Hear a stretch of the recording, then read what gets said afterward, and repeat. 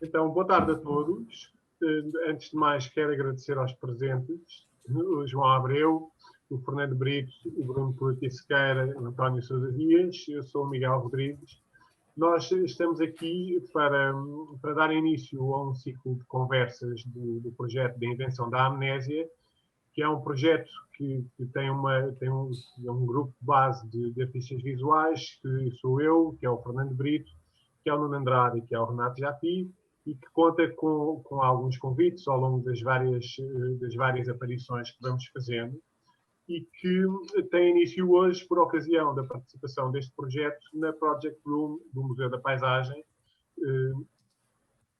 E passo a explicar um bocadinho do que é o projeto. Portanto, este projeto de invenção da amnésia é um projeto de residência artística que é pensado ao longo do traçado de uma estrada, que é a Estrada Nacional 10, que entre ramais e cortes circula entre Cacilhas e Sacavém. Nós escolhemos esta estrada porque é uma estrada que é próxima a todos os autores. Isto é uma das condições de participação no projeto e é o denominador comum a todos os participantes do projeto. É uma experiência continuada, é uma experiência de estrada que faz parte do nosso cotidiano, por assim dizer, seja atual, da maior parte dos autores, seja por ter feito parte dessa experiência. Nós fizemos já uma ou duas exposições e a ideia é que este projeto vá sendo apresentado também ao longo da estrada e que esteja presente numa relação que é não só da nossa experiência da estrada, mas também devolver a um público uma possibilidade de experiência que seja aberta, não é? Que seja participativa e aberta. Hoje vou fazer uma pequena introdução dos presentes. Nós temos o António de Sousa Dias, que é compositor, artista multimédia, performer e investigador. Ele é doutorado em Estética, Ciências e Tecnologia das Artes, Música, e é diplomado com o curso superior de Composição e professor associado na Faculdade de Belas Artes da Universidade de Lisboa. É autor de música para filmes, documentários e animação, bem como de obras que exploram diversas formações e géneros, e no seu percurso de performance e o teatro musical também desempenha um papel importante, tal como atualmente o multimédia, a instalação e a criação visual. De seguida temos Bruno Polítia Sequeira, que nasceu em Lisboa em 1966, onde vive e trabalha, é engenheiro de formação, estudou fotografia na Escola Mau Mau, em Lisboa, entre 93 e 95, e tem uma pós-graduação em Curadoria de Arte pela Faculdade de Ciências Sociais e Humanas, já de 2015. É fundador, diretor e professor do Ateliê de Lisboa, Escola de Fotografia e Centro de Artes Visuais, e é também professor de fotografia no IAD, na Universidade Europeia. Foi também professor e responsável pelos laboratórios da Escola Mau Mau entre 1994 e 1997, e foi professor e coordenador também do Departamento de Audiovisuais da Escola António Arroio e professor no ARC, também de fotografia, entre 2003 e 2004. João Abreu é licenciado em Design de Comunicação, mestre em Comunicação, Cultura e Tecnologias de Informação e doutorado em Ciências da Comunicação. É professor e investigador da Escola Superior de Comunicação Social. Desde 98 trabalha os temas de comunicação nos museus, património e paisagem. Participa regularmente como investigador, como autor, curador e editor, em conferências, exposições e publicações dedicadas ao registro e comunicação da paisagem, e é fundador e membro da equipa do Museu da Paisagem. Aproveito para introduzir uma nota de agradecimento também ao Nuno Palma e à Margarida Carvalho do Museu da Paisagem, que nos acompanharam ao longo deste processo. Passo agora uma breve introdução à nossa participação e àquilo que tem motivado o nosso projeto participativo na Project Room do Museu da Paisagem. Como tinha dito, nós focámos a nossa atenção nesta questão da experiência da estrada e da experiência da afetividade e partimos para este efeito de uma obra do geógrafo Foucault, o Space and Place, The Perspective of Experience. O autor faz uma diferenciação entre o conhecimento que se pode fazer do espaço, entre o conhecimento íntimo, que ele associa, por exemplo, ao do taxista que conduz na cidade e que conhece todas as ruas e todos os caminhos, e o conhecimento abstrato que ele associa ao conhecimento que um turista pode fazer de uma cidade, não é? Tendo que se orientar sempre através de um mapa e de mapa em mapa. Nós partimos desta questão para desenvolver um projeto que se baseia aqui em 4 palavras-chave: paisagem, memória, performatividade e temporalidade. A paisagem é uma relação muito próxima de todos e ela é classicamente vista como uma formulação à distância do espaço. Não é? É uma técnica de ver à distância, quase, através da perspectiva clássica, sobretudo. E o projeto teve início muito nestas conversas em torno do que é a paisagem, de como é que nós podemos representar a paisagem, mas também como é que nós nos vemos dentro da paisagem e como é que podemos representar-nos a nós mesmos a ver a paisagem. E isto abre aqui uma dicotomia grande entre o ver à distância da paisagem e o estar lá dentro numa perspectiva imersiva. Isso traz-nos para a nossa segunda palavra da performatividade, não é? É que se nós estamos dentro da paisagem, então a paisagem é uma questão performativa, precisa de nos ter lá dentro e precisa da nossa ação também para se tornar paisagem em nós.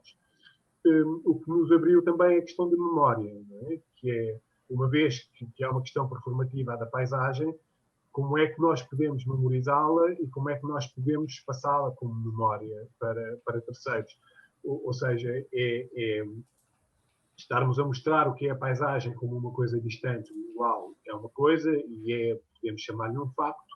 Estarmos a mostrar a paisagem como aquele espaço onde nós vivemos e com o qual nos relacionamos, é uma questão muito mais processual do que uma questão factual, não é? E implica aqui uma relação da distância e da proximidade.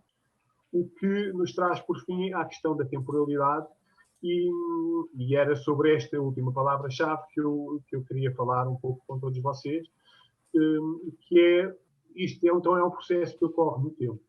Não é? Não estamos só perante uma imagem que é a paisagem, estamos perante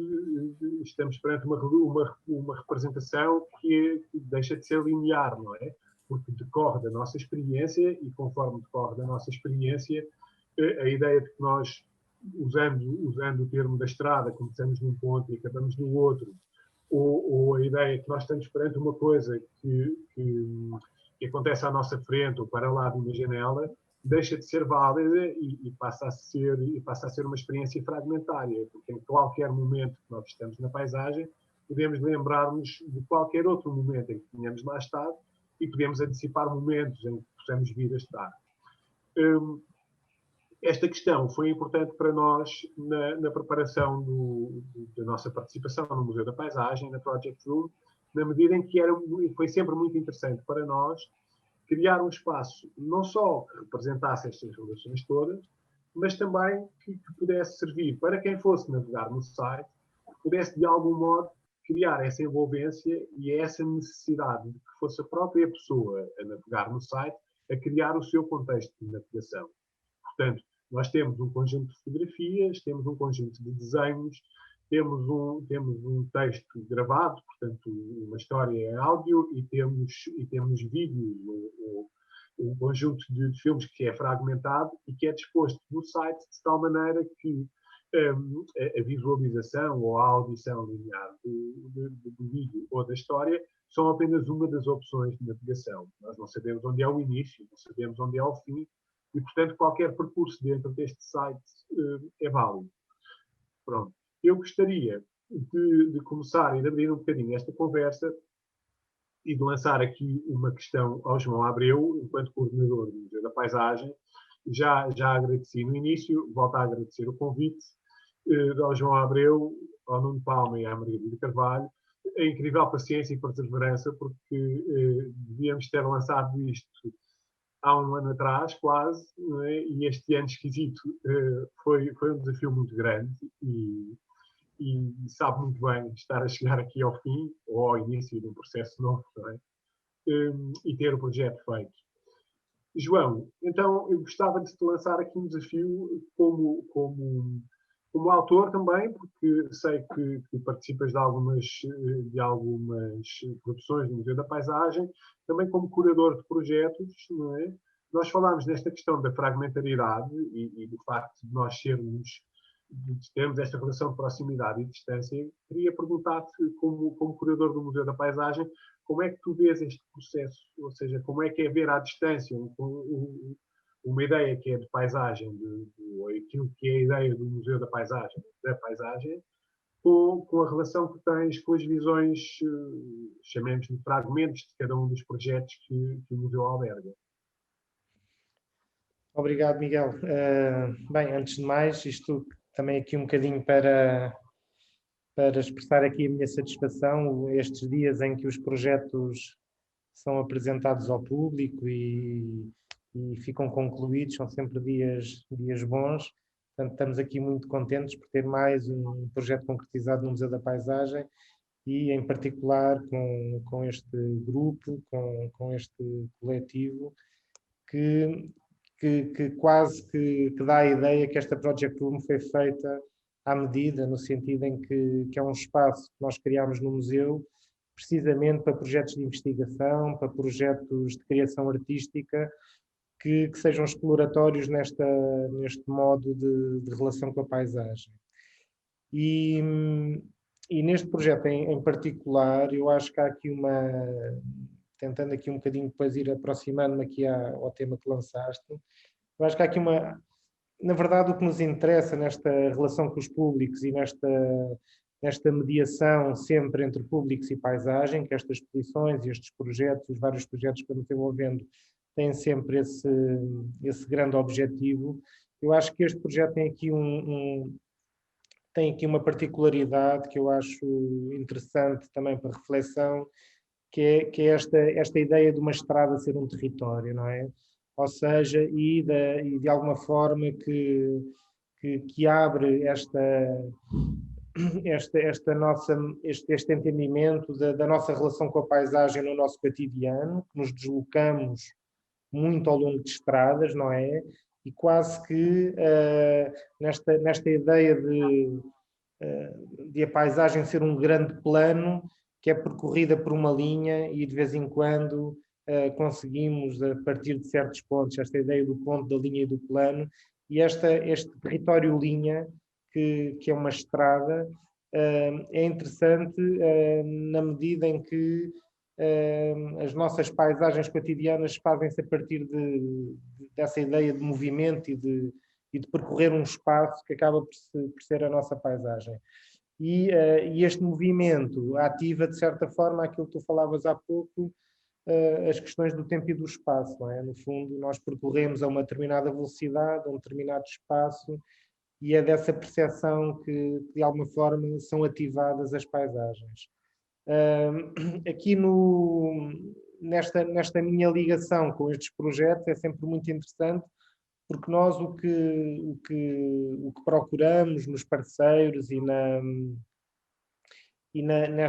nestes projetos que vamos sempre trabalhando em rede é ter o máximo de pensamento e de diferença de pensamento possível, ou seja, desde a criação artística a questões mais de divulgação científica, mais de serviço pedagógico. Portanto, todas essas camadas para nós são importantes e é muito interessante até como a influência que os vários projetos vão tendo depois.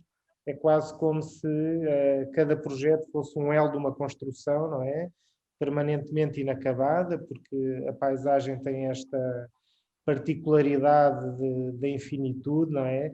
E esta exposição é um bom exemplo disto, não é? De estes fragmentos que nós podemos ir ligando e que cada visitante fará uma ligação certamente diferente dos outros todos, e depois a própria percepção que cada visitante tem destes fragmentos resulta uma paisagem específica.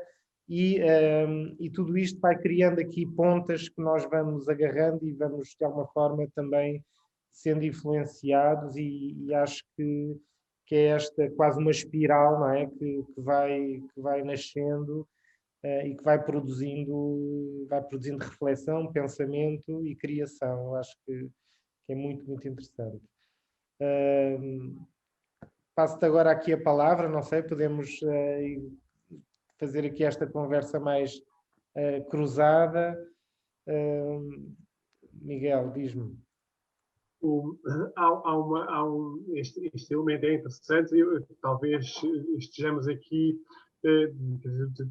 qualquer de vocês para além de autor, é também um professor, não é? E, portanto, tem toda esta relação que eu apontei tua, e também como curadores, não é?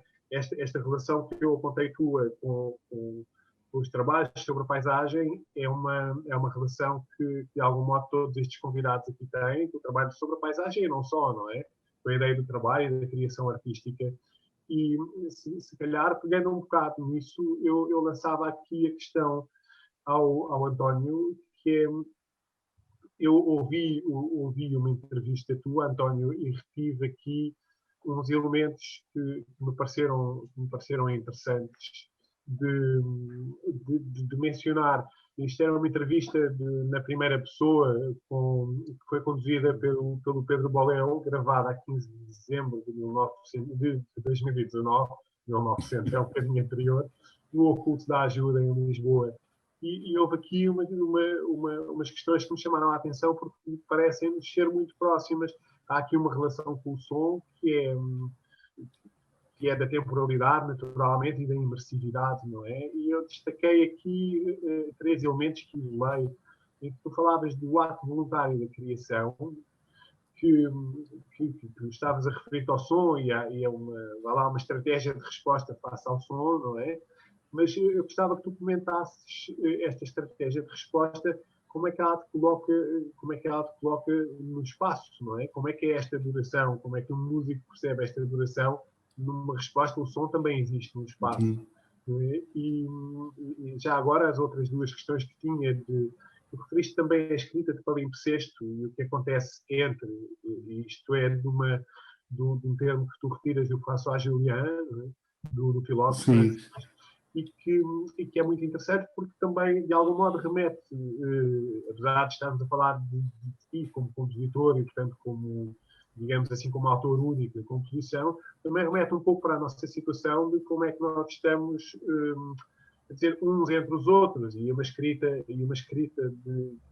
que nos coloca uns entre os outros, e que também é uma escrita sobre a escrita, que se refere à forma como nós editamos também o trabalho. E referir ainda que tu falaste de uma ideia da composição também como uma coisa de trabalho sobre a matéria, quase estrutural, e gostava que comentasse essa relação da temporalidade que tu tens através do som, como é que se entende o espaço através disso. Sim. Bem, boa tarde, para já muito obrigado pelo convite, isto é um prazer estar aqui convosco. Em relação a esse aspecto, há aqui uma situação que eu acho que é muito curiosa e que se dobra em vários aspectos. Eu vou tentar ser o mais sintético possível, porque aqui nestas, como é que se diz, transmissões, não é? Ou via eletrónica, hoje em dia, quer dizer, alguma brevidade e circulação torna-se mais interessante. No entanto, há aqui um número de pontos que eu acho que são curiosos. Bom, em primeiro lugar, eu tenho um grave problema, porque, sendo compositor, eu construo as minhas próprias paisagens, e já lá vou a este termo, digamos assim, da forma como neste contexto pode ser entendido, não é? E, portanto, são paisagens construídas de uma forma pessoal, digamos, transmissíveis de alguma maneira, mas, bom, terão a sua especificidade. Em relação à articulação do campo da música, enquanto tradicionalmente conhecida como arte do tempo, digamos assim, por excelência, e depois aparentemente muito pouco relacionada com o espaço, e isso depois poderá...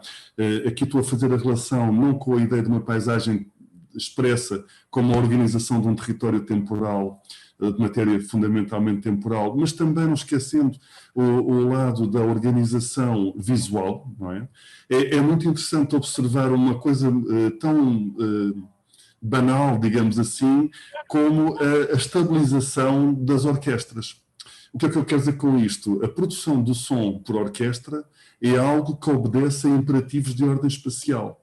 Espaço-temporal, neste caso, para já porque tem que haver um maestro que os coordene, porque senão o som não chega ao mesmo tempo. Como sabem, o som demora um bocadinho mais de tempo a propagar-se do que a luz e, portanto, existem certos mecanismos de coordenação. E, portanto, por isso é que normalmente, por brincadeira, digo, o pior lugar para ouvir uma música é no meio da orquestra, porque é mesmo feito para o público. E também a disposição dos próprios músicos é algo que vem de um longo processo de centenas de anos, digamos assim, para estabilizar o melhor lugar para que se possa fruir essa temporalidade. Que no caso da sala de concerto são lugares especiais, não é? Porque nós vamos a uma sala de concerto e há uma temporalidade que é expressa, digamos, a música em sentido tradicional, ela expressa-se num certo módulo temporal, não é? Nós entramos na sala, ouvimos qualquer coisa e vimos embora, não é? Hoje em dia, com as várias situações, desde a exposição em museu, em galeria e performance, digamos, a nível urbano, de ocupação de espaço urbano, obviamente esta questão desta temporalidade que era modular fica também posta em causa. Claro que isto tem depois implicações nas próprias ideias de construção. Portanto, isto para dizer que há uma relação com o espaço e não vou desde os irmãos Gabrieli na música renascentista, com a ideia dos policoros. Nós temos também os 6 órgãos da Basílica de Mafra, que implica também uma espacialidade no som, também articulada com a temporalidade que se passa, mas também, referindo só muito rapidamente, temos também o Charles Ive, compositor americano, em 1910, com a sua sinfonia, quarta sinfonia, se não estou em erro, também que cruza movimento na rua de várias orquestras, bandas que se cruzam. Portanto, há aqui uma construção de um território espacial, chamemos assim, articulado pela temporalidade, já para não ir, e neste caso afastando da ideia de paisagem, e já explicarei porquê, do Stockhausen, que em 1995 nos apresenta o seu quarteto de corda de helicópteros, portanto, em que são 4 instrumentistas, cada um no seu helicóptero, e o concerto é feito, digamos, em helicóptero.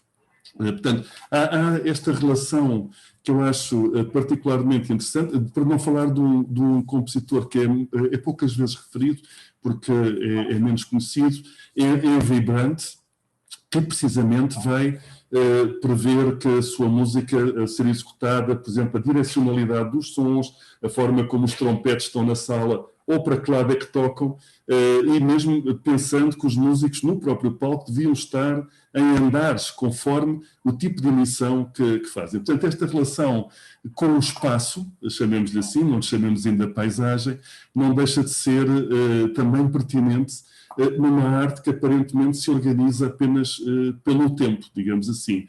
Temos concertos como no caso do Quodlibet, do Emanuel Nunes, também, que foi uma obra construída para o Coliseu dos Recreios, em que os músicos também tinham que se deslocar ao longo da própria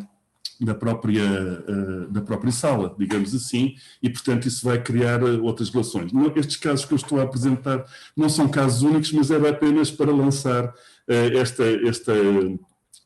resposta, digamos, de que mesmo nesta temporalidade musical, muito lado espacial, muitas vezes tão implícito que já não andamos por isso, digamos assim. E nesse aspecto, agora, entrando no território e puxando agora a parte à minha brasa, à minha sardinha, nós entramos no território, digamos assim, da paisagem, aqui, perdoem-me, não sou um especialista da paisagem, embora tenha sido, influenciado em algum momento pelo texto do Alain Roger, não é, da La Théorie du paysage en France. Bom, enfim, esses textos, para tentar perceber onde é que eu andava metido, porque, de uma forma curiosa, inicialmente eu, para explicar, digamos, a música ou a articulação que fazia, senti a necessidade de explicar como uma espécie de planeta, ou seja, é que a minha organização musical não era meramente temporal, portanto fazia umas obras do princípio até ao fim e depois continuava depois fazia outra obra, uns tempos mais à frente, mas percebi que andava a articular materiais e ideias musicais ao longo de espaço. E, portanto, fazemos podia agora haver 16 horas. Fazemos o print e vamos embora. Até porque sábado eu disse que queria sair às 7, portanto, até vai uma hora mais cedo. Não, mas não stress, temos mais do que tempo. Temos mais do que tempo.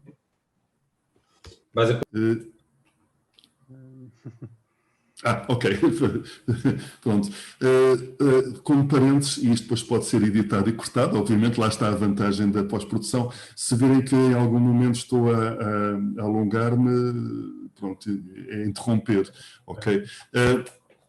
Portanto, colocando a questão da paisagem e de alguma influência, há aspectos que eu poderia desdobrar e depois poderemos discutir. Bom, em relação ao ato voluntário de criação, é um termo que eu tomei de Horácio Vagione, compositor de música eletroacústica e que também hoje professor emérito e reformado em Paris 8, foi aliás meu orientador.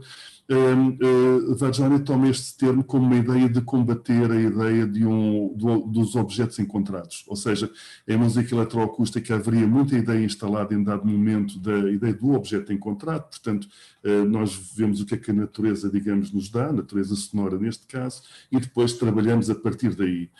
Vagione desenvolve a ideia de que mesmo esses sons que nós retiramos, eles passam por um passo de seleção, de observação, de escolha, e que, portanto, estão sujeitos àquilo que os marcaria como resultantes de um ato voluntário de composição. Isto é muito interessante porque vira completamente a ideia de uma certa música eletroacústica vinda na linha de um Pierre Schaeffer, dos chamados objetos encontrados, como algo que vem da natureza, a algo que eu já posso assimilar à ideia de uma paisagem, ou seja, de um território voluntariamente organizado. E esta seria, digamos, a primeira ligação que eu estabeleceria entre um ato voluntário de composição e o estabelecimento, chamemos-lhe assim, de uma paisagem. Na questão da escrita do palimpsesto, que é uma ideia, digamos, um conceito que vem do palimpsesto, termo que significa, não é, como todos sabem, o marcar, o apagar de um manuscrito para escrever por cima. O termo é repegado por Jeanette para, como é que se diz, de alguma maneira, a qualificar ou trabalhar a intertextualidade. E o que significaria um texto sobre outro texto, do qual podem aparecer bocados de texto anterior ou de alguma maneira sentirem-se as marcas, não é? E nesse sentido é um aspecto que tenho também trabalhado na minha música, porque muitas vezes há materiais, digamos, que vão condicionar outros. Isto tem a ver com a ideia da acumulação, porque uma das técnicas, se eu podia dizer assim, de construção musical, é a ideia de ter, vá lá, uma melodia, chamemos-lhe assim, e depois desenvolvê-la, desdobrá-la, e a partir daquele germe nascer a composição toda. Isto é uma visão, digamos, unidirecional musical, que nós encontramos em compositores, desde praticamente Beethoven até Pierre Boulez, mas há outras formas de pensar a matéria musical, digamos, neste caso, em vez de ser por construção, síntese, digamos assim, e desenvolvimento, outra ideia seria pensar por filtragem. E neste caso nós temos um material sonoro, ou muitos materiais acumulados, e portanto a tarefa do compositor vai ser eliminar ou retrabalhar os materiais para os esculpir. Portanto, são duas aproximações e neste caso, para mim tem sido importante trabalhar a partir, digamos, também desta segunda forma, como uma espécie de reação em relação à visão unidirecionalista, digamos, de uma certa linha, digamos, de composição. Isto porquê? Porque também a própria paisagem, enquanto ser complexo, e lá irei, deverá ter também uma forma de observar que permita observá-la de uma forma, enfim, aqui utilizo a definição do físico Jean-Marc Lévy-Leblanc, que define a complexidade como a existência de uma heterogeneidade estrutural e interdependência funcional. O que é que quer dizer esta coisa horrível que acabei de dizer agora? Significa que eu posso ter vários níveis no meu material, mas eles não têm que ser determinantes, nem têm que ser todos claramente homogéneos.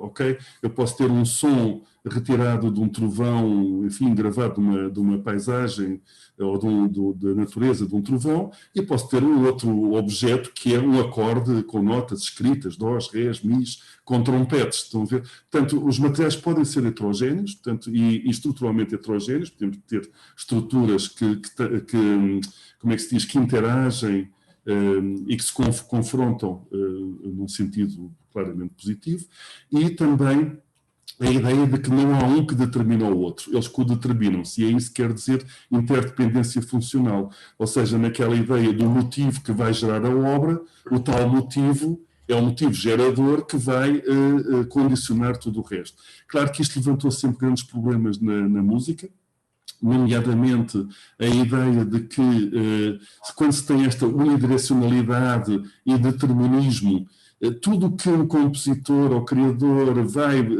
deslocar um bocadinho para ir melhor às suas intenções, poderia ser visto como indisciplina local, que é como se chama o Stockhausen, não é? Porque estaríamos contra este determinismo tão objetivo, tão científico, e que Vadjone, e muito bem, precisamente baseado nesta ideia de complexidade, denomina de decisões locais, o que é um termo como é que se diz, que vira completamente esta forma.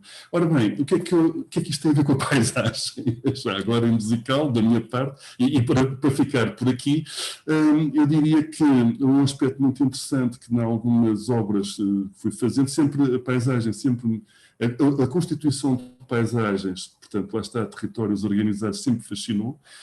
Não é por acaso que uma das peças que fiz aqui há uns anos se chama, portanto, a Dama e o Unicórnio, portanto, que faz parte de um projeto baseado em poesia da Teresa Horta, mas há uma pequena composição de 2018 que se chama A Dama e o Unicórnio Paisagem.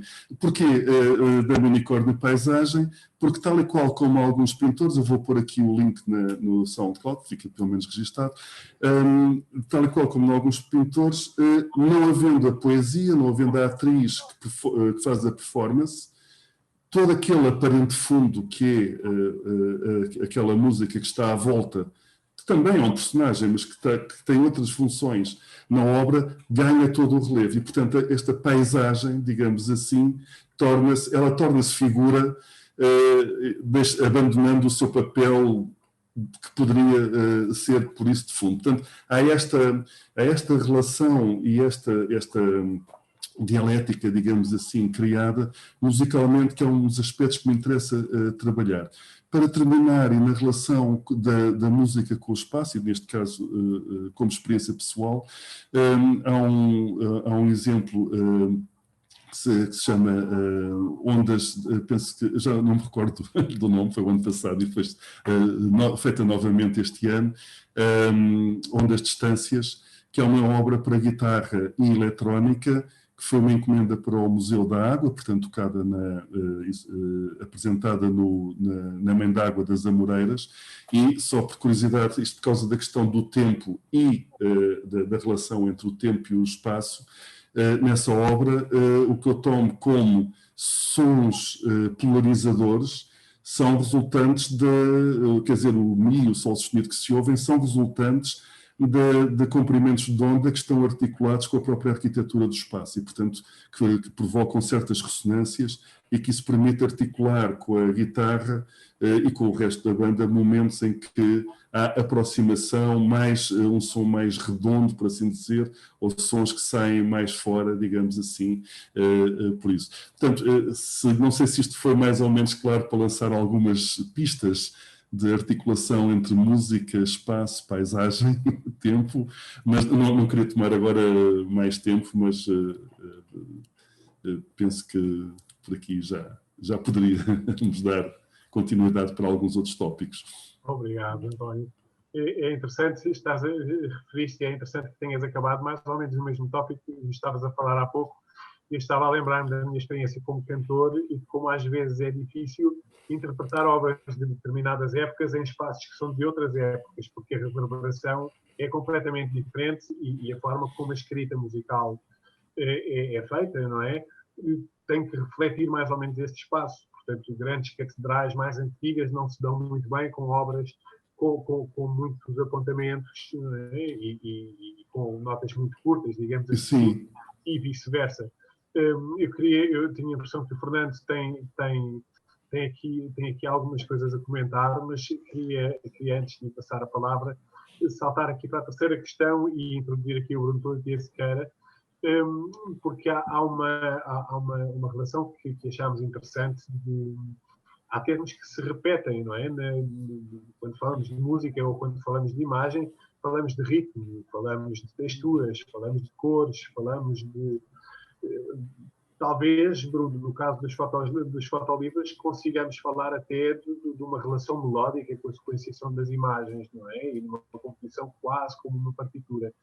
Eu selecionei aqui 3 livros a partir dos quais gostava que tu comentasses, e que me pareceu que teriam relações com temporalidades diferentes, e gostava que comentasses não só essas temporalidades de cada livro, mas também a temporalidade da leitura e como é que essas duas questões se articulam. E então há um primeiro livro do Ed Ruscha, não é? Do Railroad Test, em que ele resumidamente pega numa máquina de escrever que é um modelo igual àquele que Jacques Kerouac usou para escrever o On the Road, e leva-a para a estrada, e já não me lembro exatamente a velocidade a que ele se deslocava, mas tu lembrar-te-ás, Bruno, 90 milhas por hora. 90 milhas por hora, e atira a dita máquina para fora, e todo o trabalho é um trabalho quase de crime scene investigator, não é? Que eles vão recolher os destroços das máquinas. E que isso é interessante porque eu acho que contrasta muito uma visão daquilo que Jacques Kerouac apresentava de uma continuidade de experiência com esta concretude material da estrada, não é? E então há aqui uma estrada, que é uma coisa que também existe em continuidade, e há os destroços do choque entre essa continuidade da experiência com a concretude da estrada. O segundo livro que tínhamos aqui é um livro de James Salvin, Rock Falls and Ponds, que tem a particularidade de James Salvin de ter sido meu professor do Fernando e também professor do Nuno Andrade, mas que consiste, e muito do trabalho dele, consiste numa observação prolongada dos mesmos elementos paisagísticos, não é?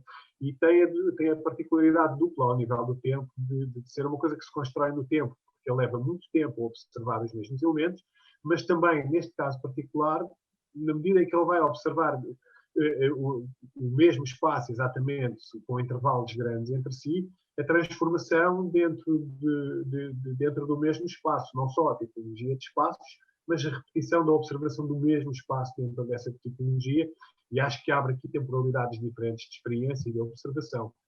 E um terceiro livro, um livro que tu editaste, da Catarina Osório de Castro, Devagar, que selecionámos também um pouco por trazer um pouco da experiência pessoal e de como é que se pega em fragmentos.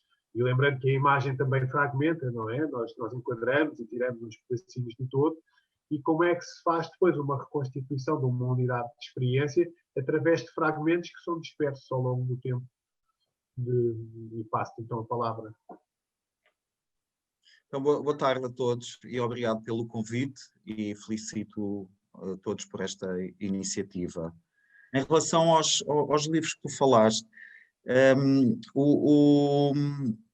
há aqui uma questão da máxima importância, que é a fotografia.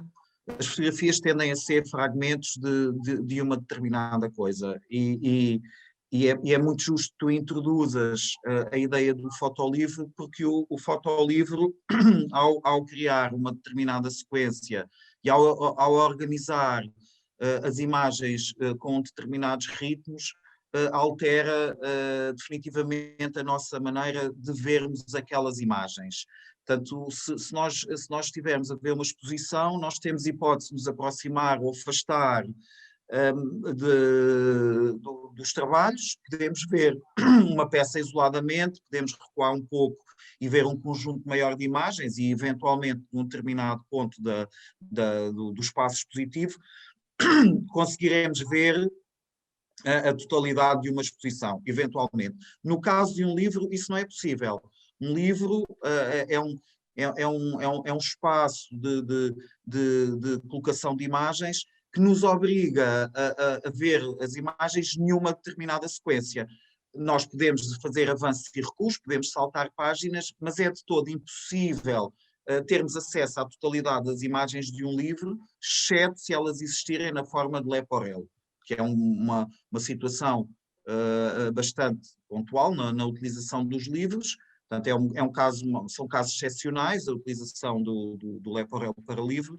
Portanto, o livro de fotografia introduz a obrigatoriedade de nós vermos as imagens numa determinada sequência e só termos acesso a um determinado fragmento daquilo que é a totalidade do livro à medida que o vamos folheando.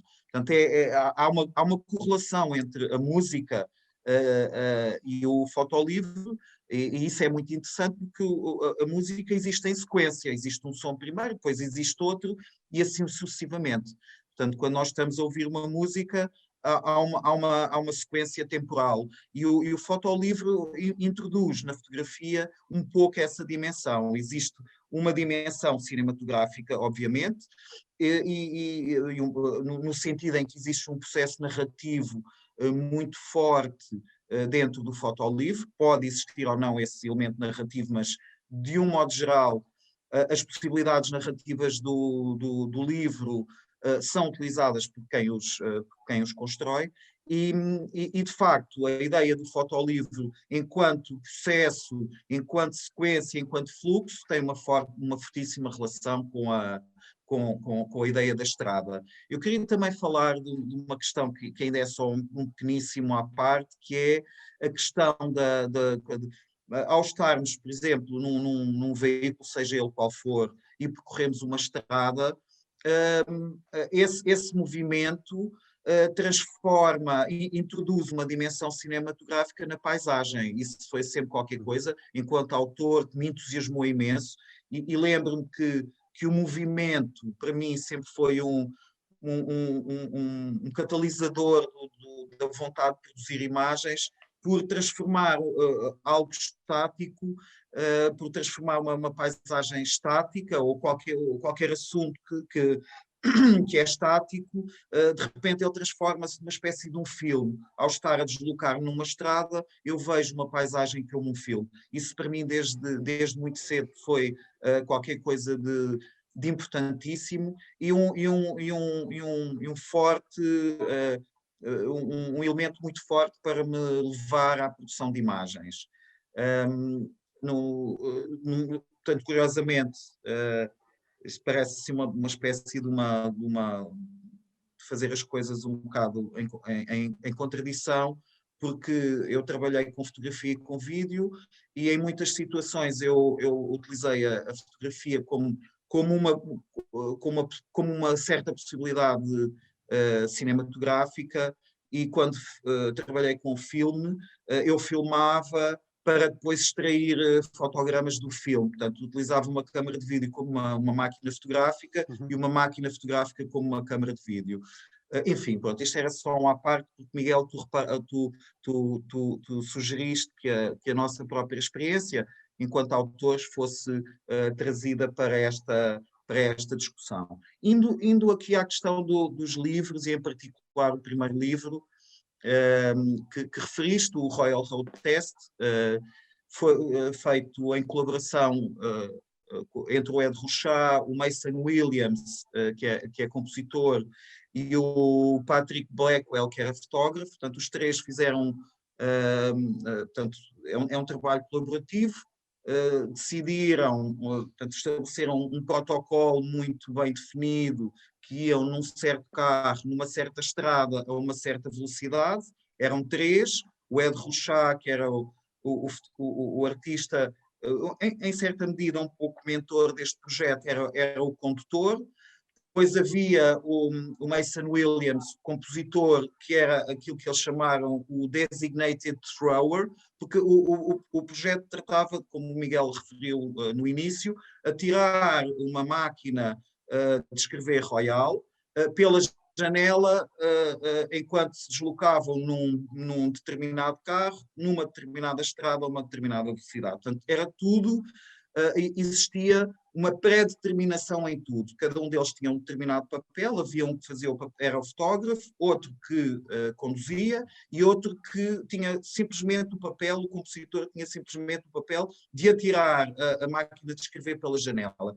Portanto, era tudo perfeitamente estudado, tudo perfeitamente definido. Mas, obviamente, que existia aqui um lado de instabilidade, que era ver o que acontecia àquela máquina de escrever massiva, que o Miguel já referiu, que era do mesmo tipo que o Jack Kerouac escreveu On the Road, e, portanto, havia todo um conjunto de pré-definições, um protocolo rígido, em certa medida, não podia ser a uma certa velocidade, tinha de ser àquela velocidade, naquela estrada, e portanto, a soma de todos esses elementos rígidos criava qualquer coisa absolutamente caótica, no sentido em que a máquina se desfez em múltiplos pedaços e depois foi fotografada criteriosamente, como se fosse um trabalho de investigação forense, e o livro, portanto, foi a partir dessas imagens, foi feito um livro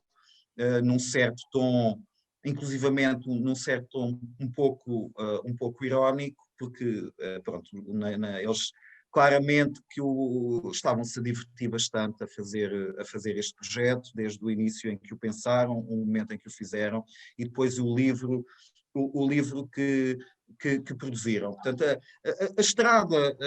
estrada sempre foi um assunto recorrente no trabalho do Ed Rochão. O primeiro fotolivro dele mais famoso são as 26 Gasoline Stations, que ele fez ao deslocar-se entre Los Angeles e Oklahoma City, onde viviam os pais, passava por 26 bombas de gasolina e fotografou-as todas de uma forma displicente, deliberadamente descuidada, porque não interessava minimamente representar aquelas bombas de gasolina de uma forma visualmente atrativa, interessava representá-las de uma forma muito objetiva, como se de uma fotografia policial se tratasse. Há outro trabalho do Ed Rochá, Miguel, desculpa eu estar-me a desviar um bocadinho dos livros estritamente definidos, mas eu não consigo, se eu começo a falar do Ed Rochá, não consigo parar assim num curtíssimo espaço de tempo. O Ed Rochá fez outro projeto que se chama Every Building on Sunset Strip, em que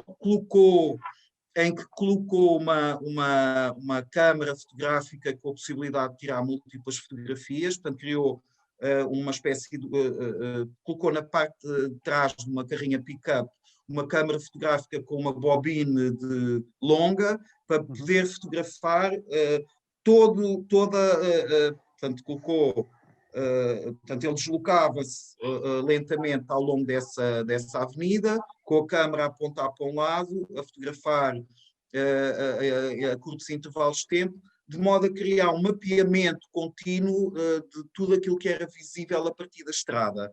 Fez isso para um lado, fez isso para o outro e depois fez um livro em forma de leporello, em que era possível, ao desdobrarmos, vermos a totalidade daquela avenida, de um lado e do outro, de uma forma completamente objetiva e até automática. Portanto, ele no fundo construiu uma espécie de um aparato em que era a carrinha, ele, o condutor e a câmara fotográfica acoplada atrás. Portanto, existia ali um aparato produtor daquela imagem e ao percorrer aquela avenida para um lado e para o outro, gerou automaticamente a representação dessa paisagem.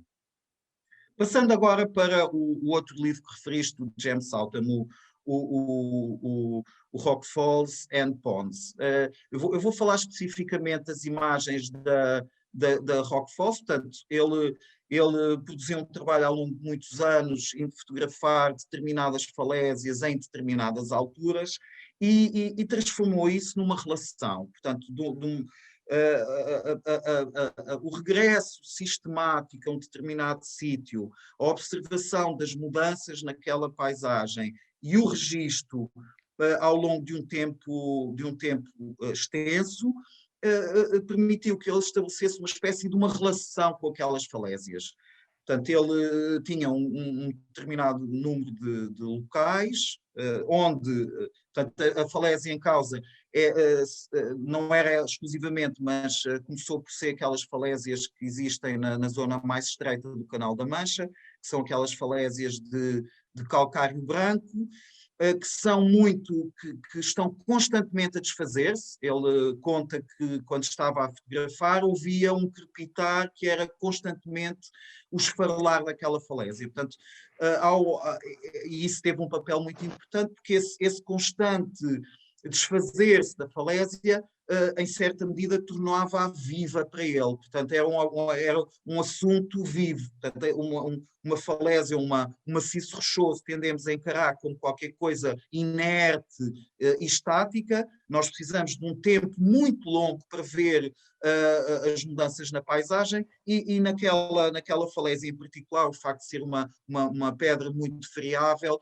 constantemente a soltar partículas. Portanto, ele estava a fotografar e ouvia constantemente tudo, portanto, as pedras a caírem da falésia. Portanto, existia ali aquela paisagem, aqueles maciços rochosos tinham uma quantidade, estavam vivos em certa medida, vivos e a desfazer-se. E, portanto, a partir dessa ideia de que aqueles maciços rochosos estão permanentemente a mudar e têm uma espécie de uma energia vital que é possível registar, ele começou regularmente a visitar certos locais e fotografá-los de forma mais ou menos sistemática. Embora ele nunca o tenha referido, eu atrevo-me a dizer que ele estabeleceu uma relação de amizade com certos locais, porque ele trabalha com uma câmara de grande formato, um equipamento muito grande, muito pesado, com tripés, inclusivamente por vezes tem de andar com um escadote para poder subir um bocado o ponto de vista a partir do qual tira a fotografia, e, portanto, tirar uma fotografia implicava deslocar-se a um determinado local, muitas vezes a pé, portanto não era ir de carro ou de helicóptero a certo sítio e tirar a fotografia e vir embora. Não. Portanto, ele gastava um dia inteiro para se deslocar a um determinado local e para tirar uma fotografia. Portanto, se ele ia a um certo local, nós poderíamos supor que, ao deslocar-se e gastar um dia inteiro para ir fotografar uma determinada falésia, que ele levasse um equipamento que permitisse tirar várias fotografias. Não, ele fazia exatamente o contrário. Ele só levava uma chapa fotográfica. Portanto, ele gastava um dia inteiro para ir a pé com equipamento pesado, para descer lá para as escarpas com todo aquele equipamento, instalar aquilo tudo, para só ter uma hipótese fotográfica. Portanto, ele criava uma espécie de um estado de hiperconsciência visual, de uma profunda relação com a paisagem, e só tinha uma oportunidade. Portanto, só podia tirar uma fotografia. Portanto, gastava horas a pé para um lado e para o outro para reduzir tudo a uma única fotografia. Portanto, ele condensava esse único momento fotográfico num estado de alerta muito grande, porque se só tem uma hipótese, não vai desperdiçá-la. Portanto, vai concentrar-se, vai observar, vai avançar e colocar-se num estado de hiperconsciência para estabelecer essa relação com a paisagem. Portanto, há aqui uma profunda ligação com a paisagem, que se torna efetivamente uma entidade próxima. Portanto, ouvi-lo falar daquelas imagens e daquelas paisagens, é quase como ele estar a falar de um amigo, de descrever um amigo. Este ano ele está assim. Portanto, podemos comentar que alguém está com o cabelo assim ou deixou crescer a barba. Portanto, ele, ao falar daquelas paisagens, era quase como se estivesse a referir-se assim a alguém que está a mudar, mudou de roupa, trocou, passou a usar outra cor, etc. Por último, e eu espero não estar a alongar mais, o terceiro livro que o Miguel sugeriu é o livro que se chama Devagar, e estamos aqui novamente numa ideia de abrandamento do tempo. O livro Devagar, da Catarina Osório de Castro, que eu tive o maior prazer em participar. O trabalho, as fotografias são da Catarina e o trabalho de edição é de nós dois. E o livro foi editado pelo Ateliê Lisboa, com imenso gosto. E neste trabalho da Catarina, portanto, ela também trabalha tanto paisagem, é um bocado grosseiro dizer que ela trabalha paisagem, portanto, ela tem algumas imagens que são vistas de paisagens, podemos dizer dessa forma, mas ela interessa-se sobretudo por aproximar-se de um determinado assunto e estabelecer uma relação com um determinado assunto. Portanto, ela aproxima-se se ela escolhe fotografar um determinado assunto, a forma como ela fotografa há um lado quase de aproximação, de compreensão do assunto, até que chega à fotografia que ela pretende. E as fotografias que ela faz são tanto fotografias de paisagens como retrato, mas os retratos que ela faz não procuram tratar de assuntos do foro humano, emocional, psicológico, etc. As pessoas são tratadas como entidades que têm um determinado aspecto visual. Portanto, há um interesse pelo caráter escultórico que as pessoas que ela fotografa, que são sempre amigos e familiares, procura uma dimensão escultórica nas fotografias que ela faz. Não se interessa minimamente pela dimensão psicológica, é a dimensão escultórica que cada uma das pessoas projeta em certa medida. Portanto, as imagens dela são imagens muito individualizadas e no livro, no processo de edição do livro, aquilo que nós fizemos foi construir um fluxo nas imagens em que existe um processo narrativo muito evidente de causa e efeito e de encadeamento das imagens. Portanto, as imagens são muito individuais, cada uma delas, mas no conjunto o livro transforma-se tem um fluxo visual que contraria a natureza muito individual de cada uma das imagens. Pronto, termino aqui, não sei se me estendi mais. Miguel, posso só... Miguel, estás sem som. Posso só... Miguel, estás sem som. Eu estou sem som? Não, João. Agora já está bom. Estou aqui um bocadinho tentado a entrar aqui mais num modelo de conversa, só porque aqui fui apontando aqui algumas questões que o António e o Bruno falaram. E eu acho que aqui, queria só, se me desse aqui, só muito brevemente, reforçar aqui uma ideia que eu acho interessante, que foi um bocadinho referido tanto pelo Bruno como pelo António. Primeiro, a questão tem a ver com o espaço e com o tempo, que eu também referi, que eu acho que o vosso projeto parte muito disso, dessa ideia de um território percorrido ao longo de uma estrada. E é muito interessante esta relação que nós temos com a paisagem, que começa num tempo mais antigo como se o indivíduo não pertencesse, não é? Portanto, a ideia quase de mirador que contempla a paisagem como um panorama, um cenário em que somos dois elementos distintos, não é? E depois esta ideia de espaço, que ao nos aproximarmos, de facto, algo que era quase a duas dimensões, não é? Que era um plano, passa a ter essa percepção de espaço, e depois o elemento do tempo, não é? Do percorrer e do movimento, e esta ideia mais cinematográfica que quase, pronto, que cria este elemento de uma outra dimensão, que é a dimensão tempo. E isso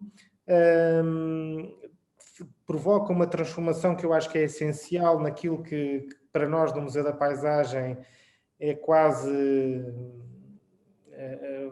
o cerne, que é estrutural do nosso entendimento, é que isso provoca essa transformação de um indivíduo separado da paisagem ou como um indivíduo parte dessa percepção da paisagem. Ou seja, quando passamos a estar num espaço em movimento, tudo o que acontece em relação àquilo que nós fazemos, não é? Portanto, em relação ao nosso corpo ou à nossa percepção. E esta ideia de que há um indivíduo e que há um território e que a maneira como o indivíduo atravessa ou percepciona esse território, ou seja,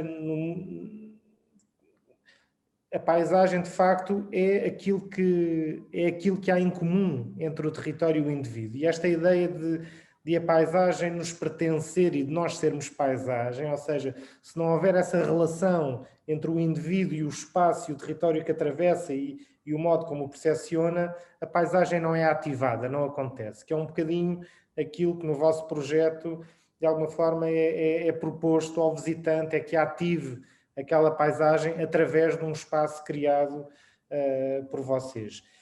E pelo menos dois dos projetos que o Bruno falou, quase que são um bocadinho, falam também sobre isto de formas opostas. Portanto, a rua fotografada continuamente é quase uma negação desta relação, no sentido em que o autor não capta nenhum fragmento, não se compromete com nenhum fragmento, não é? No sentido em que capta tudo. E o projeto das falésias é o contrário, em que só há um fragmento e que há um compromisso total nesse fragmento. E é muito interessante esta relação entre o indivíduo e a paisagem e, de facto, eu diria que isso também resume muito aquilo que vocês fizeram e aquilo que vocês propõem. Pronto, já interrompi, pode continuar. Eu queria passar aqui a bola ao Fernando. Pois, eu ia pegar nele. Não, força, diz. Se me permites, só porque é interessante uma coisa que eu não referi no início, é que nós dois estivemos a trabalhar e estas conversas teriam como ponto de partida, cada conversa teria um objeto. Não é? E nós lembrámos do novelo, que seria uma conversa, no sentido em que a gente pode esticar uma linha e ter quase uma estrada que está ali entre dois pontos e podemos ir acumulando essa linha novamente e haver ali um emaranhado de experiências de onde está a estrada, mas onde está acumulativamente todas estas questões que falámos. E eu, desculpa interromper para te lançar uma questão a ti, Fernando, mas lanço a questão... Eu ia pegar algumas coisas que foram ditas, mas pronto. Assim, porque há aqui uma coisa muito interessante também no trabalho do Fernando, que é a forma como tu colocas, Fernando, colocas um elemento na paisagem, não é? Também sais do carro, também não há uma relação direta com a estrada, há um espaço que é adjacente, digamos, à estrada. Há a presença naquele espaço de uma figura. E há uma particularidade que introduz um outro objeto, que é uma lanterna, que é daquele, digamos assim, que é daquele que procura. Não é? E acho que o que torna interessante é que estamos todos a ver no espaço e tu colocas uma pessoa no espaço que está à procura, vai lá de uma maneira de ver o espaço. Portanto, aquela relação de nós nos vermos a ver, e pronto, era interessante comentares isso, mas passo-te a palavra então. Sim, eu vou tentar interligar aqui uma série de coisas, de forma breve. Essa ideia de colocar da lanterna foi criada a partir de um personagem, um filósofo grego, a partir de uma alegoria do Diógenes de Sinope. É uma alegoria que se conta numa linha, tal e qual como uma ação, como uma action do Alan Kaproff. Para quem não conhece, foi um artista e um teórico dos anos 50 que acompanhou o movimento fluxo e que inventou, digamos, o conceito de happening e a ação, uma ação que era um evento, digamos assim, criado, irrepetível, e que, de certa forma, colocou na altura, colocou em causa muito daquilo que eram os processos artísticos até então. E a alegoria do Diógenes conta-se em duas linhas. O Diógenes caminhava na Praça Grega com uma vela na mão e aproximava a lanterna da cara das pessoas e dizia-lhes: estou à procura de um ser humano. Bom, tirando essa questão da virtude cínica, que é com a procura da virtude, não é? O que me interessou nessa alegoria foi precisamente a questão da procura. Vejamos, eu vou aqui pegar numa terminologia de um geógrafo cultural, o Dennis Cosgrove, que fala nos outsiders, sendo que os insiders são os habitantes da paisagem, aqueles que criam uma relação, de facto, com o lugar e com as paisagens, e que, portanto, não teriam a possibilidade de apreciar.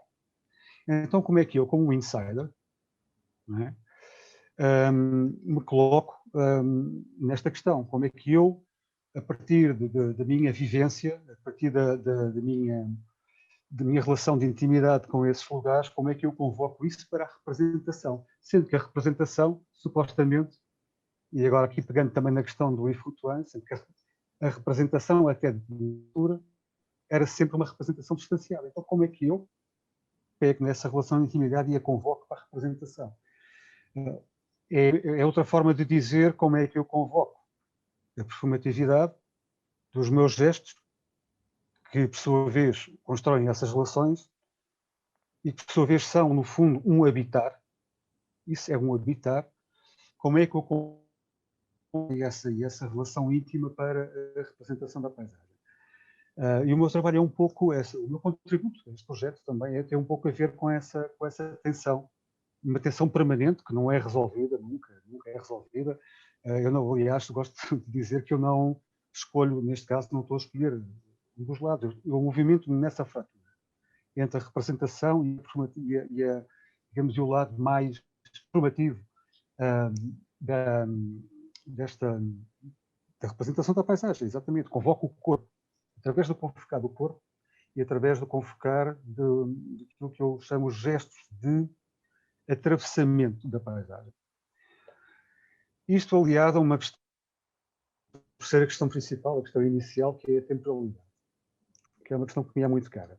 Eu, no meu processo de trabalho, há bocado estava a ouvir o Bruno falar sobre os processos de trabalho do James Salton, que são muito os meus. Aliás, eu fui aluno do James Salton. Eu sou capaz de estar dias inteiros sem tirar uma fotografia, porque aquilo que me interessa inicialmente é criar uma relação com aquele espaço. Eu preciso criar essa relação com esse espaço. Se eu não conseguir criá-lo, eu não consigo fazer rigorosamente nada. E isso é algo que vem dos meus... quando fotografava precisamente em grande formato, e que me acompanhou e que me há de acompanhar sempre, porque, lá está, a minha base é sempre, digamos, essa relação de intimidade. Agora, de que forma é que eu convoco também a temporalidade de que se falou inicialmente? A partir daquilo que eu chamo de uma distensão temporal, ou seja, eu hoje em dia trabalho muito mais com cinema, digamos assim, vamos chamar-lhe que é cinema, não é um cinema narrativo tradicional, é o lado mais experimental desse cinema. Eu chamo de distensão temporal precisamente a planos que se prolongam no tempo e que possibilitam, por um lado, o trazer a paisagem para o primeiro plano de importância, e, em segundo lugar, possibilitam o aparecimento, então, desses gestos de atravessamento por parte dos personagens. Não é? E é a partir dessa relação, que é uma relação tensa também, porque muitas vezes o que acontece é que não há, nós estamos muito habituados a que no cinema existam ações em sucessão contínua. No relacionar com a paisagem não há esse tipo de relação. É uma relação que se estende no tempo. Não é? E há, de facto, uma tensão que é criada a partir daí. Já agora, outra questão que eu não referi, que tem a ver, de facto, com essa minha relação com os lugares e com a revisitação constante que faço aos lugares. É a partir dessa revisitação que eu consigo entender, consigo perceber qual é, de facto, há uma pulsão, nos lugares há uma pulsão, agora vocês falaram há bocado também de partituras e de sons e de música, e os lugares têm uma rítmica, de facto. Os lugares têm uma rítmica, e entender essa rítmica e entender essa relação entre a forma como todos os habitantes daquele lugar, e agora refiro-me àqueles lugares mais em concreto, os lugares que eu elegi para o meu contributo neste projeto, são lugares que eu chamaria lugares em espera. Não são lugares abandonados, são lugares em espera. E ao longo da Nacional 10 existem muitos lugares desses. Lugares que resultam um pouco daquilo que tem sido a expansão urbana nas últimas décadas. Lugares que estão em espera ou lugares que tiveram uma determinada função que foi abandonada sem que, no entanto, isso significasse o total abandono desse lugar. Ou seja, são lugares que se destinam a ser reinventados. Não é? Lugares que se destinam a ser reinventados precisamente a partir desses gestos de atravessamento, a partir desses gestos de procura. Porque é através da procura que esses lugares se revelam e que as paisagens se revelam. Muito daquilo que é a minha o contributo para este projeto, e que eu acho que, no fundo, acaba por ser um pouco aquilo que todos nós fazemos, de diferentes formas. Repare-se no que o Nuno Andrade, por exemplo, fez. Não é? Os personagens que ele fotografou ao longo daquele troço de estrada têm questões têm muitas questões em comum com o personagem que eu utilizei para aquelas duas peças físicas.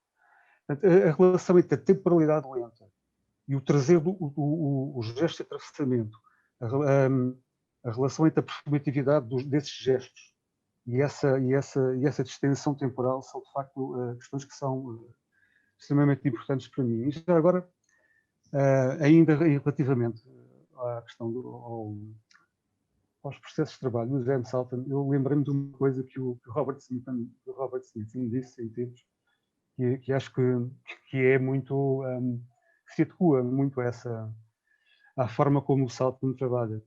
E é muito simples. O Smithson referia-se a uma pedra que se tenha deslocado apenas 2 milímetros ao longo de 2 milhões de anos, já é um assunto suficientemente importante para ele. E eu achei curioso porque o Salton trabalha muito trabalha muito precisamente sobre essa passagem do tempo a partir do tempo geológico. Ou seja, o tempo geológico é, para mim, talvez aquilo que nos aproxima mais da nossa compreensão da eternidade, curiosamente. O tempo geológico é um tempo que nós não conseguimos compreender, mas que se reflete precisamente, no caso do Salton, a partir dos processos de erosão, não é? Sendo que os locais onde eu trabalhei, em concreto, são lugares, eu diria, são híbridos porque eles resultam de processos industriais, mas resultam também de processos de erosão natural. Acabam por convocar também alguma ironia nisto. Porque, repara, aquele local era um areeiro.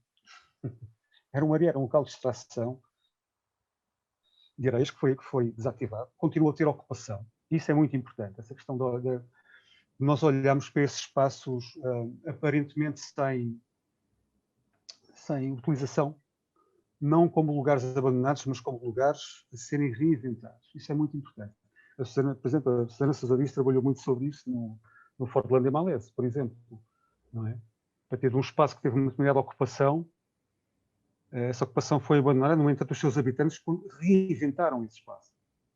E muito daquilo que é o meu trabalho, neste contexto agora, claro, deste espaço balizado para a Nacional 10, tem muito a ver com essas questões.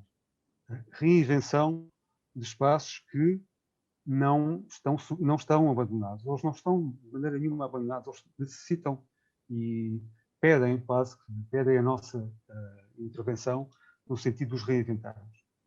É nesse contexto que eu diria que a paisagem é de facto um palincesto também, não é? E terminava por aqui, na paisagem como palincesto, porque acho que é uma questão muito interessante, que pode ser continuada, vocês, se assim o entenderem. Eu não estou a ouvir. Não estou a ouvir. Esqueci-me aqui deste último gesto. Esta questão é interessante. Eu estava aqui a ouvir, estava a pensar que é interessante também no projeto, não é? Como todos nós trabalhamos questões diferentes Sim. e como também estava a ouvir o Fernando e estava a pensar, eu da mesma forma como o Fernando coloca alguém dentro do espaço da paisagem e nos faz olhar um bocadinho para ali, eu sempre me coloquei aqui, nesta relação com a estrada, há uma coisa que me tem intrigado muito, que é o facto de, quer dizer, há sempre um movimento, há sempre tudo isto, mas pegando um bocadinho na questão que já falámos também no livro e na música, que é, quer dizer, eu estou a atravessar uma sequência qualquer, mas em cada nota eu estou lá presente nessa nota, não é? Ou em cada imagem do livro eu estou lá presente nessa imagem do livro. Eu posso relacionar-me com o que veio para trás e criar uma expectativa do que está para a frente. Eu posso olhar, não digo olhar em volta, mas olhar exatamente para o sítio onde estou naquele momento e a partir dessa perspectiva, se eu tentar registrar aquela coisa, digamos assim, nota por nota, não é? Temos aqui um espaço que começa a fragmentar, não é? Temos um excesso de informação e perdemos aquela noção da estrada, quer dizer, a estrada só é uma continuidade processual, digamos assim, depois nós temos de percorrido. Instante a instante, nós estamos lá. Isto faz lembrar aquela questão do Zenão de Eleia, não é? Da lebre e da tartaruga. A lebre nunca vai conseguir ultrapassar a tartaruga porque se a tartaruga arrancar um bocadinho mais cedo, sempre que a lebre chega ao sítio onde a tartaruga estava, ela já lá não está. E então temos sempre estes engasgamentos, digamos assim, estas paragens e esta fragmentação na própria experiência. Foi uma coisa que me interessou muito e que acho que também está muito relacionada com depois na prática, na navegação do site, não é?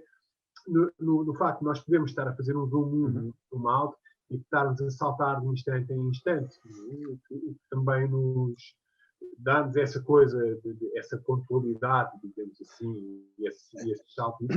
E dá-nos também uma relação que me interessa muito com esta questão da memória e que acho que é uma coisa que foi também tentada aqui, que é como é que nós, quer dizer, para além de criarmos para nós um espaço de referência, e é interessante porque se calhar podemos sempre falar aqui do mapeamento, não é? De nível pessoal, cada um de nós vai mapeando um espaço que é a sua paisagem, mas que é, como é que eu passo uma coisa que é um mapa que é meu, não é? para a experiência do próximo, sem que isso perca uma referência ao processo, que é um processo de mapeamento e não o recurso a um mapa feito, não é? Não perca a minha individualidade no meio deste processo todo. E acho interessante, podemos encontrar isto nos vídeos do Fernando, podemos encontrá-lo também nos textos do André, da forma como nós podemos entrar em qualquer instante, e eles são válidos em si mesmos, não é? Têm uma coerência interna, mas fazem parte depois também de um processo. Não sei, desculpa. Não, até porque a forma como essa navegação é feita no site, de alguma forma, faz-me lembrar também que, de facto, há vários tempos nesses atos de atravessar o território. Nós não caminhamos só, não é? Nós paramos, nós caímos, nós levantamos, existe sempre esse equilíbrio, esse equilíbrio constante, não é? E as várias, eu não lhe chamaria vários regimes de temporalidade, mas de facto o parar convida à reflexão e convida, ao passo que o caminhar é obviamente um outro ritmo. E a questão, o grande desafio aqui na construção, um dos grandes desafios, houve muito, era precisamente de que forma é que esses vários momentos conseguem ser depois materializados nessa navegação, tendo em conta, ainda por cima, que estamos a falar do ambiente web, onde normalmente tudo é muito mais rápido. Eu acho que esse é um desafio, para mim, foi um dos maiores desafios, e em boa verdade, eu já referi isso várias vezes, e continuo e mantenho, que, de certa forma, aquilo que pontuou e que equilibrou digamos, essa relação, as várias relações que nós construímos ali, foi o tempo das palavras. Eu acho que os textos do André Fontes, de facto, têm essa riqueza de convidar a uma certa paragem, não é? Que as imagens muitas vezes não conseguem, porque as imagens, pela sua própria natureza e sobretudo pela forma como nós normalmente navegamos na web, há uma certa voragem, não é? Ou pelo menos existe sempre essa tentação, não é? Eu passo que os textos do André convocam-nos precisamente para um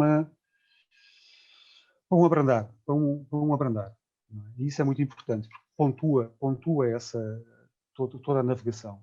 Eu acho isso muito, muito interessante. E claramente foi um momento que foi importante no processo. Não é?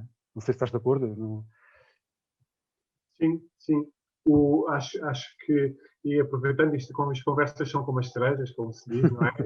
Agora nunca mais saímos daqui. Agora é que isto está a começar a ficar interessante. Gostava de, e se calhar um pouco para fecharmos, talvez,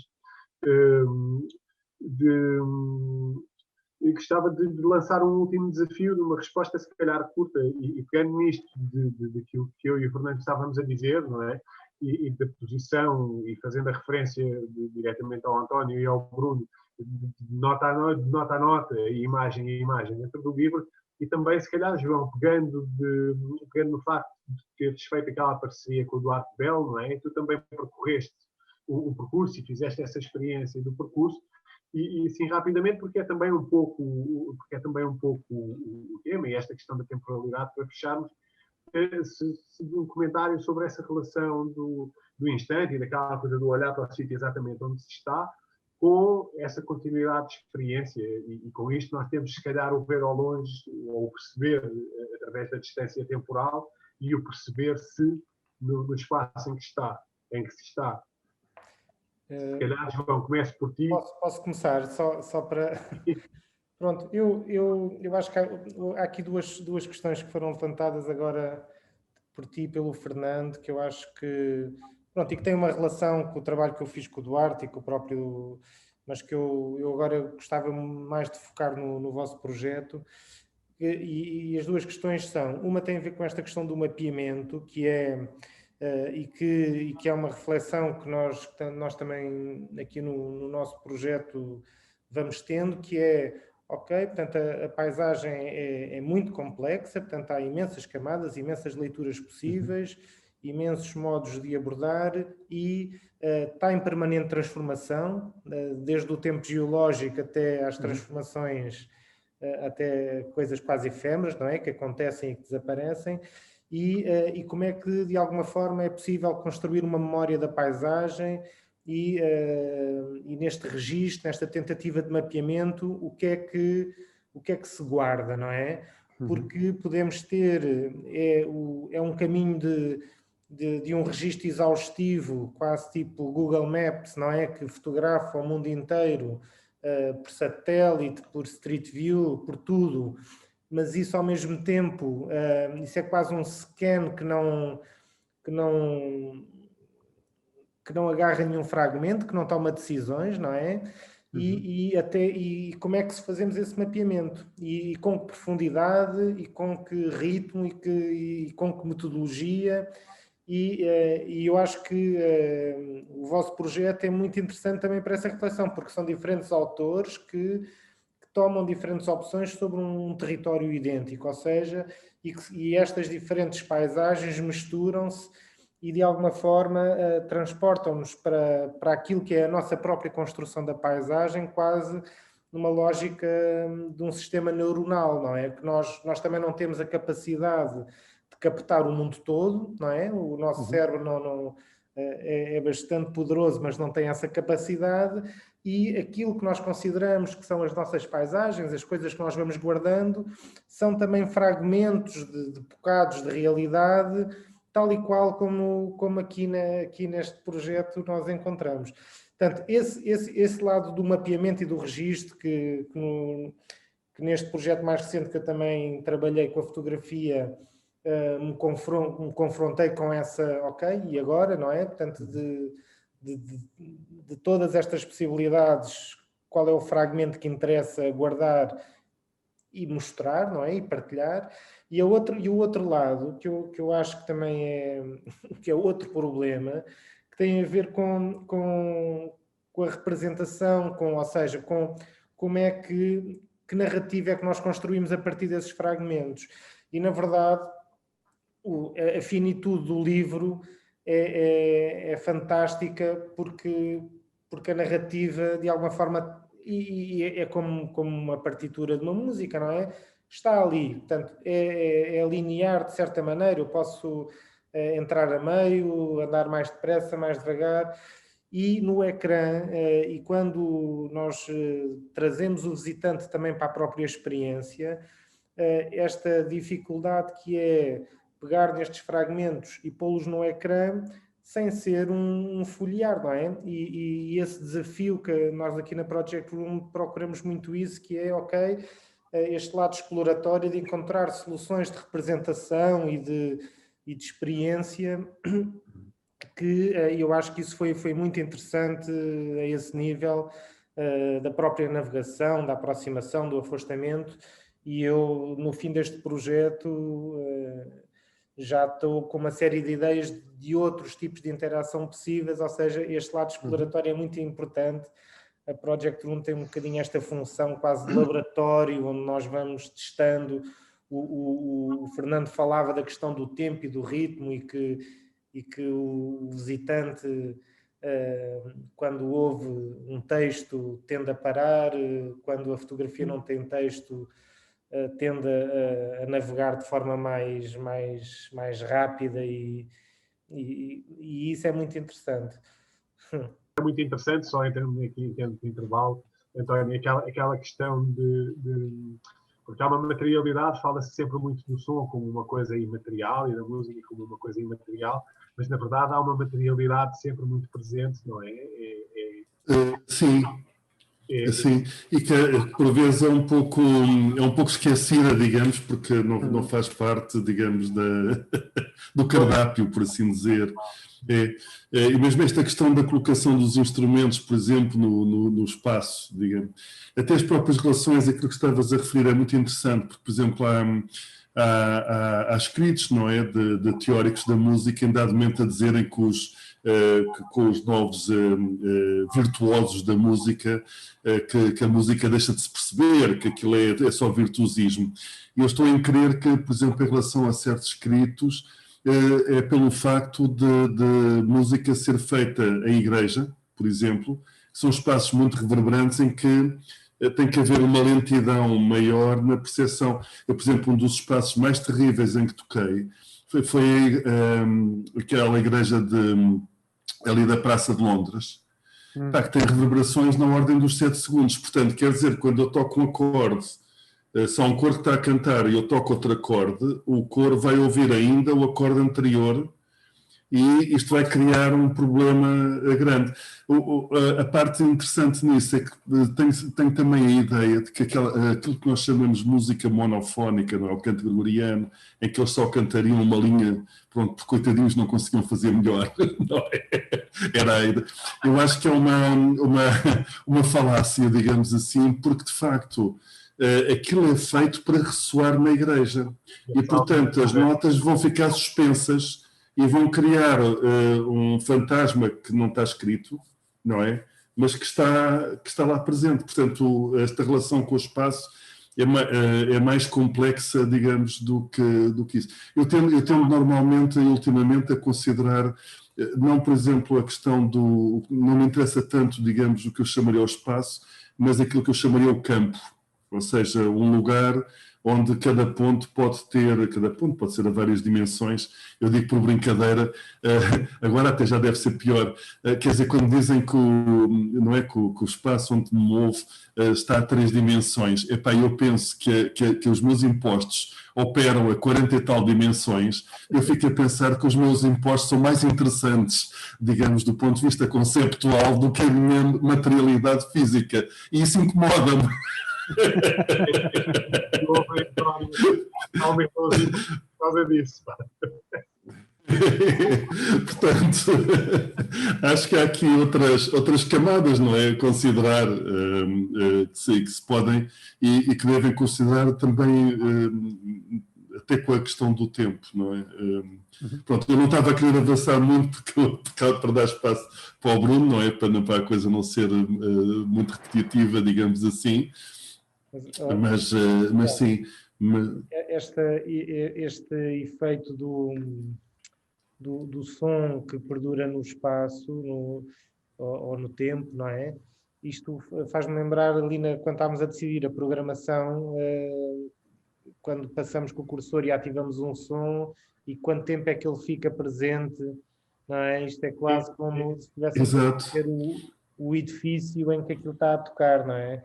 E ele recupera, exatamente, e transpõe-se até o som. E que vai misturar com o outro, portanto, estava-me a lembrar de um músico, penso que americano, Robert Fripp, não sei se conhecem, que inventou nos anos 80 um sistema que se chamou depois do Fripp Electronics, que era um bocado isso, quer dizer, a primeira nota tocava sim. E passado uns segundos, eu não sei esses pormenores técnicos, não sei quantos segundos, mas a segunda nota entrava logo a seguir e tu começava a criar ali um efeito quase de loop. Eu não sei se conhece, António.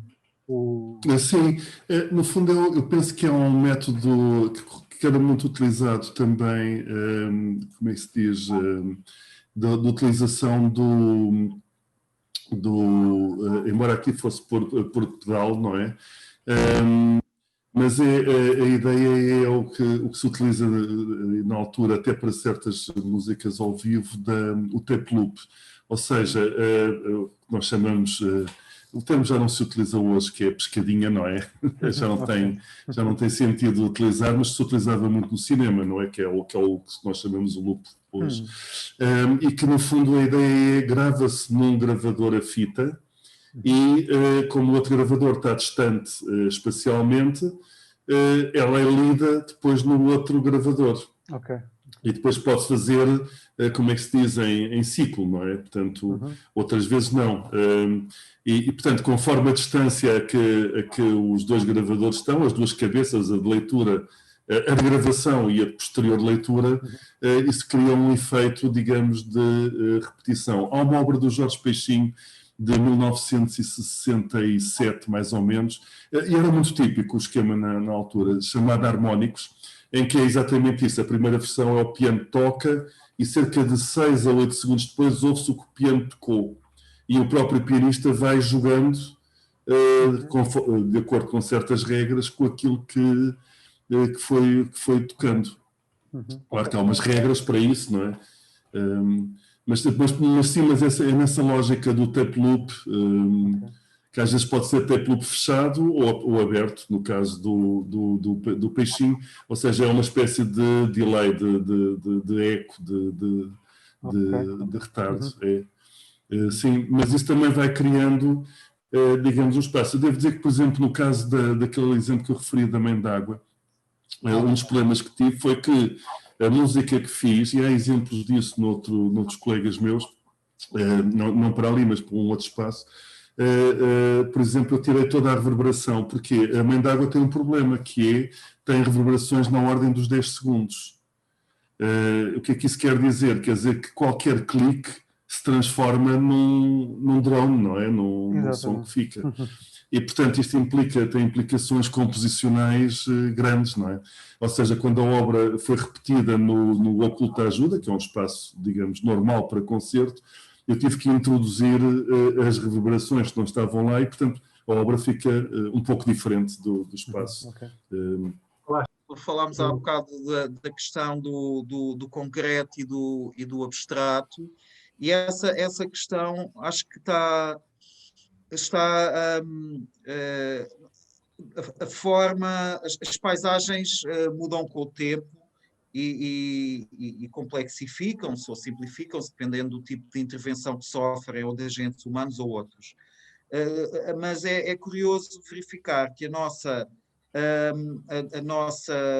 forma de interpretarmos e pensarmos a paisagem é só no sentido da complexificação e da sofisticação, porque a quantidade de camadas ou a quantidade de leituras ou de interpretações que nós podemos fazer a partir de uma paisagem é verdadeiramente espantoso. E eu estou em crer que é um processo que está em aceleração. A forma como nós nos relacionamos com a paisagem, interpretamos e criamos trabalhos, produzimos trabalho artístico a partir da paisagem, é qualquer coisa que me surpreende, que mantenha um nível de vitalidade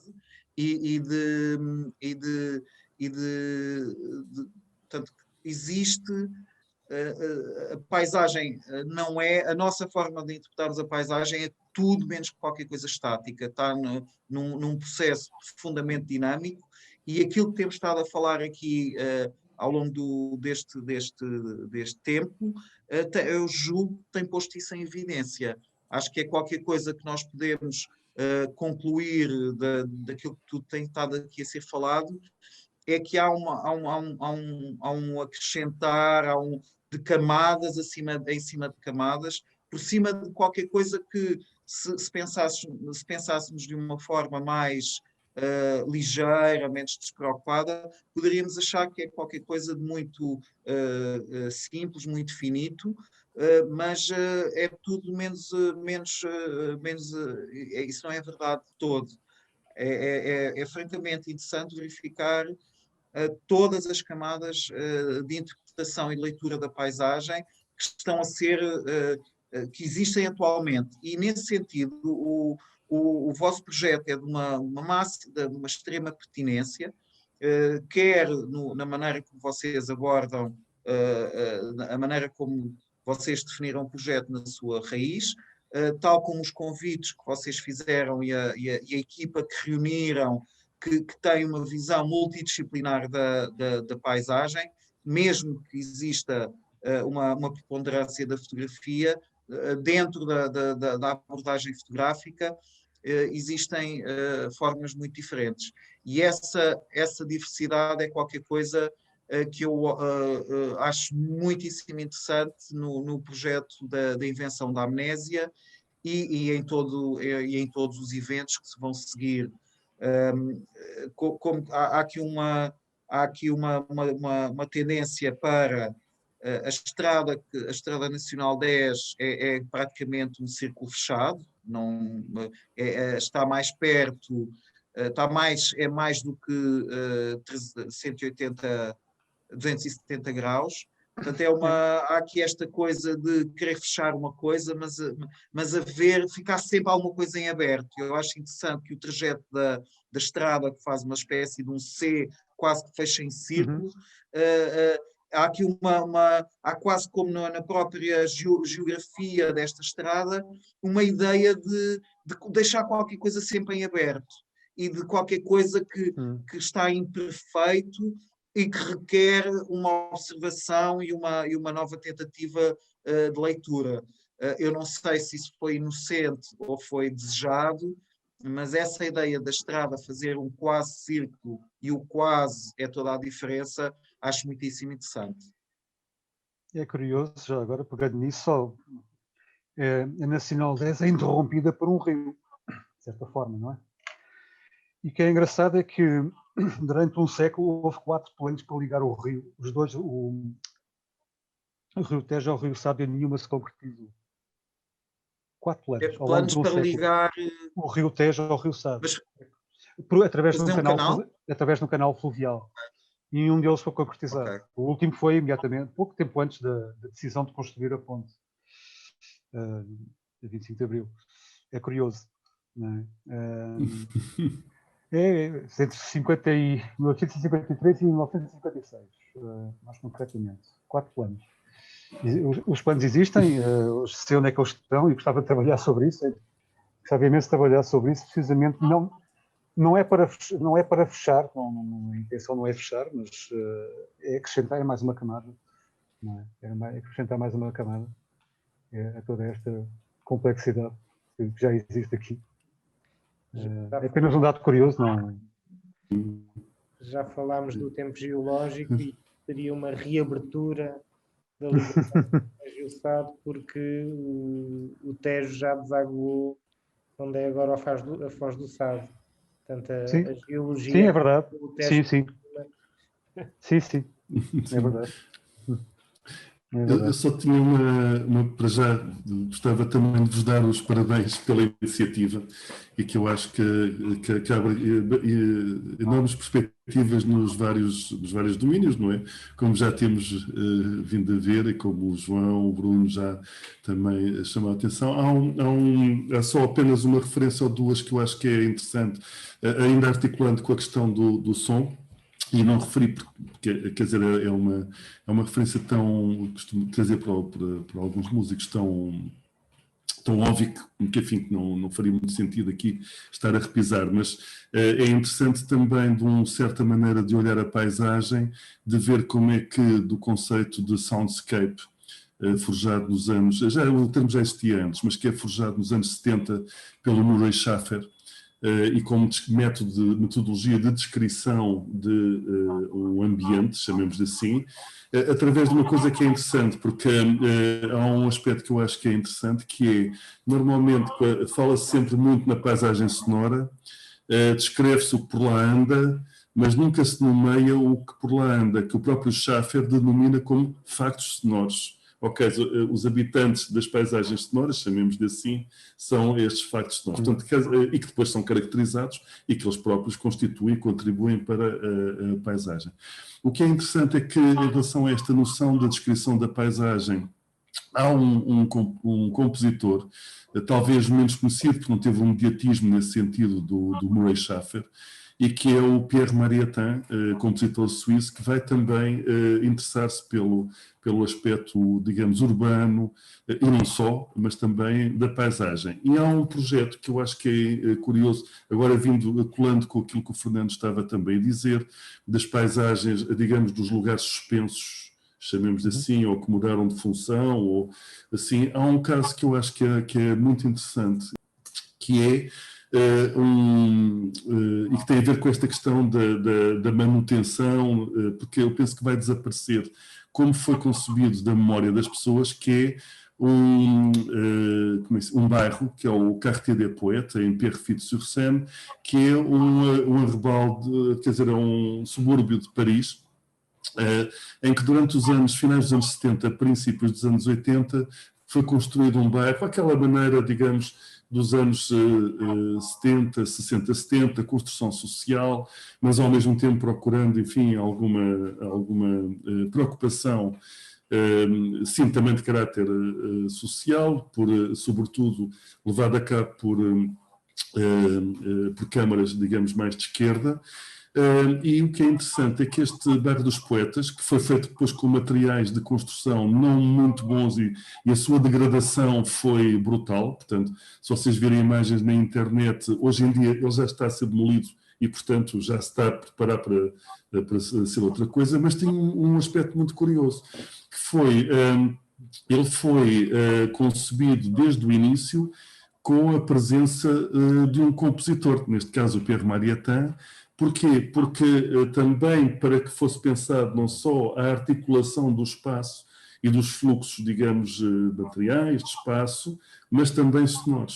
E, por exemplo, um dos paredões que estaria à frente do bairro, digamos, não se destinava a nada senão a servir de filtragem da autoestrada da A1, não no sentido de isolar o som, porque o Pierre Marietin diz que o excesso de som é mau, mas também a sua ausência também, e nós sabemos pela história da experiência da Camarão de Cueca, do Cage. E, portanto, isto para dizer que há um bairro que foi construído segundo uns certos... uma paisagem, digamos, se pode ser desta forma, que foi concebida de uma certa forma para uma certa função, que ao longo dos anos se degradou imenso. Vocês verem algumas imagens, parecem mais de um filme de terror pós-apocalíptico do que propriamente de um bairro, e que hoje vai tomar outro aspecto completamente diferente, portanto, eludindo, digamos, a memória daquilo que foi, que já esteve ou que estaria a ter nas intenções que eram interessantes, digamos. Portanto, este exemplo, refiro só a este exemplo, que eu penso que é pouco conhecido e que pode fazer sentido, às vezes, mencioná-lo nesta questão do historial de uma paisagem que se vai mudando e que se torna outra coisa, provavelmente. E, mais uma vez, os meus parabéns pela iniciativa. Obrigado. E se calhar nós fechamos aqui. Estamos a terminar. Estamos a terminar. Então eu quero dar os parabéns também. Quero dar os parabéns também Obrigado. a todos. Todos. E obrigado por terem vindo também, não é? Exatamente. Acabei por não. Agradecer, João, António e Bruno, o vosso tempo e a vossa participação. Não só agora, não é? Mas é um tempo, uma participação e um incentivo que tem vindo a acontecer ao longo de algum tempo, como nossos professores e João como anfitrião do Project Room. E pronto, paramos por aqui. Até uma próxima oportunidade. Não é?